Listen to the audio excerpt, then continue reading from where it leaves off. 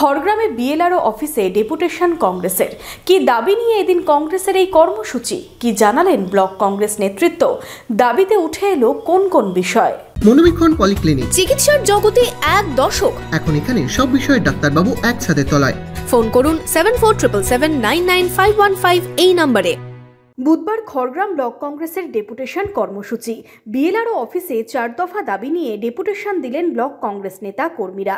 কি ইস্যুকে সামনে রেখে এদিনের এই কর্মসূচি ব্লক নেতারা জানান, মূলত নদী, বিল, পুকুর ভরাটের প্রতিবাদেই এই ডেপুটেশন। আর কি বিষয় নিয়ে সোচ্চার কংগ্রেস? আমাদের দাবি হলো প্রথমেই যে এখানে যেসব পুষ্কুন্নি, তারপরে আপনার নদী বা কাঁদর বা বিল, এইগুলো যে ভরাট করা হচ্ছে বা ভরাট করে বাড়ি তৈরি করা হচ্ছে, এইটাই ইমিডিয়েট এগুলো বন্ধ করতে হবে। এটা আমাদের প্রথম দাবি।